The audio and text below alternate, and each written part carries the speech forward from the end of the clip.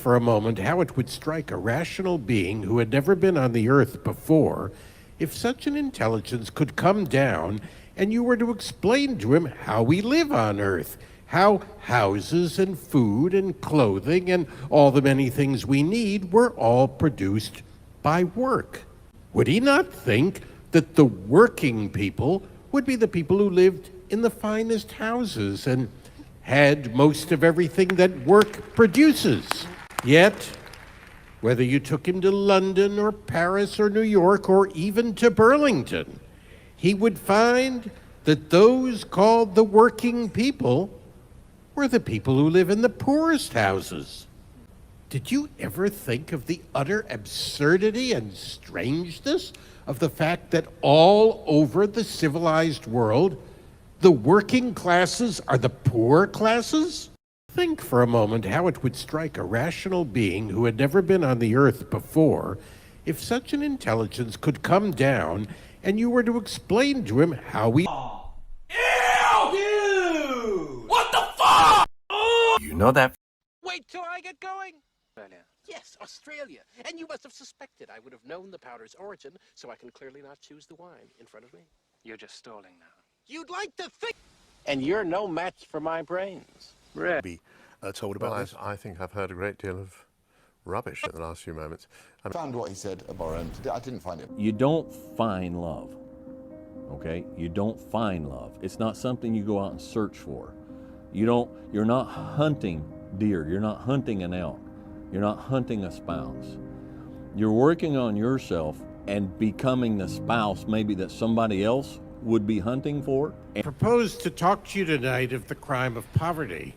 I cannot in a short time hope to convince you of much, but the thing of things I should like to show you is that poverty is a crime.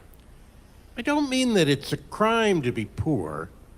Murder is a crime, but it's not a crime to be murdered.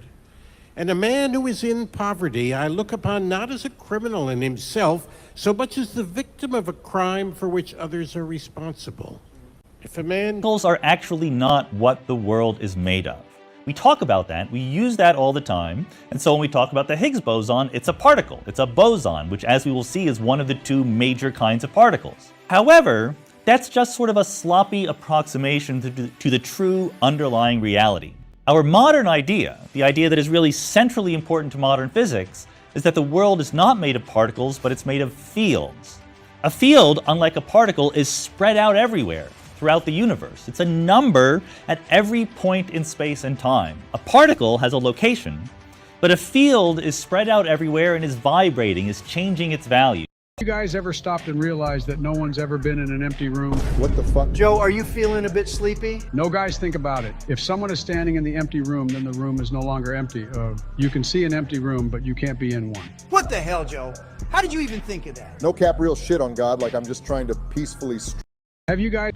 A mother who screams all day at her children. Finally, the kids get used to it.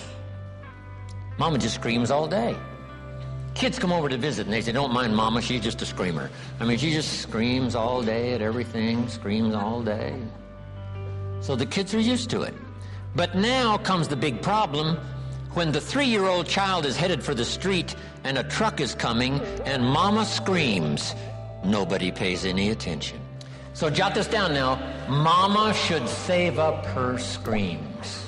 Is there a chance you'll blow up the world? No, there's no chance. But what if you discover dark matter and then all of a sudden it blows up the world? If you're not satisfied with the, with the answer, trust me, bro. Currently, we're colliding protons at the highest energies that humans have ever used in the collider experiment. Maybe that sounds very dangerous or daunting, but the key phrase is that one in the middle by humans. We're actually no match for nature itself. When we found that Higgs boson in 2012, how did we find it? We smashed together protons with each other, and we created Higgs bosons. It's not that the Higgs boson was locked inside the proton. The Higgs boson is over 100 times heavier than a proton is. But we smashed these protons together with so much force that when we say particles in physics, what we really mean are vibrations in these quantum fields. And the vibrations in these fields overlapped and went crazy and started all the other fields in the universe vibrating. and one of those was a little Higgs boson, which we were able to detect. When we found that